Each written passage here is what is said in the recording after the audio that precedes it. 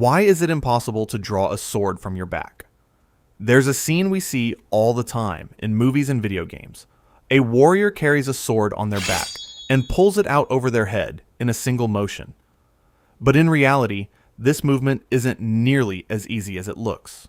In fact, with most long swords, it's almost impossible due to human anatomy. The range of motion in the human arm and shoulder is limited. When a sword is positioned vertically on the back, you may be able to reach the handle, but you can't create the angle and distance needed to completely pull the sword out of its sheath. And the longer the sword is, the bigger the problem becomes. To completely remove it, you would either need to move your arm into an angle that the human body simply can't achieve, or move the sword sideways. So why were swords ever carried on the back? They could have been carried there during long journeys, or simply to make transportation easier. But drawing a sword from the back during combat wasn't practical.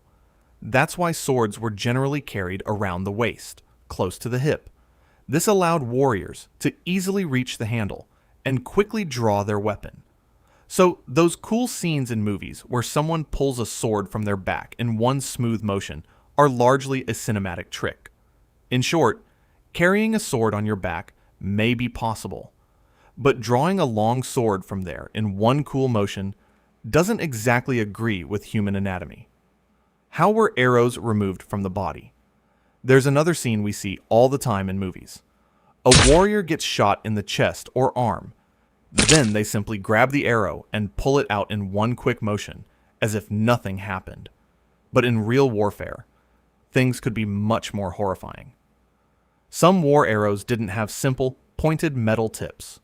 Certain arrowheads were designed with backward-facing barbs or hooks that made them difficult to pull back out through the wound. Because of this, simply pulling the arrow backward could tear even more tissue and significantly increase the damage. So what happened when an arrow became lodged in the body? Because of the protrusions on the arrowhead, in some cases the wound had to be enlarged so the arrowhead could be removed, or the surrounding tissue had to be carefully cut using specialized surgical tools. In other situations, instead of pulling the arrow backward, the arrow could be pushed further through the body and removed from the other side, creating a safer path for extraction. Of course, the method depended on the location of the wound and the type of arrowhead involved. So unlike in movies, grabbing an arrow and pulling it straight out could be extremely dangerous, especially when dealing with barbed arrowheads. An arrow could cause serious damage not only when it entered the body, but also when someone tried to remove it. That's why treating an arrow wound in ancient warfare could be a much more complicated and dangerous surgical procedure than simply pulling the arrow out. How heavy were medieval swords? Really? When we see medieval swords in movies and video games, we often imagine them as enormous and incredibly heavy weapons. Some people even believe that a sword could weigh 8 or 10 kilograms. But the reality was very different. A typical medieval sword used in combat usually weighed around 1 to 2 kilograms. Larger and specially designed swords could be heavier, but an 8 or 10 kilogram sword would have been extremely impractical as a battlefield weapon. Because battles weren't simply a matter of a few minutes. A warrior had to remain on their feet, move around, defend themselves, and attack for extended periods of time. Imagine constantly holding an 8 or 10 kilogram piece of metal in your hands. Your arms would become exhausted very quickly, and your attacks would slow down. A sword weighing around 1 to 2 kilograms, on the other hand, was light enough to use for long periods while still being strong and effective.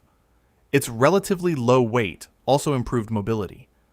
It was much easier to redirect the sword, react to an incoming attack, and respond to an opponent's movements. And the effectiveness of a sword wasn't determined by its weight alone. Its sharpness, shape, balance, and the skill of the warrior were all important factors. So, medieval swords weren't massive pieces of iron. They were weapons designed to be balanced, durable, efficient, and light enough to be used for extended periods. In short, a good sword needed to be strong, but it didn't need to be unnecessarily heavy. These are just a few examples of things we've believed to be true throughout history. even though the reality was often quite different. Many of the things we see in movies are very different from what actually happened in history. Behind the swords, arrows, battles, and everyday lives of people from the past, there are countless surprising facts waiting to be discovered. So, what historical misconception should we cover next? If you know an interesting historical myth that you'd like us to investigate, let us know in the comments. Your comment might even become the topic of our next video. And if you enjoy short and surprising historical facts like these, don't forget to subscribe to the channel and leave a like.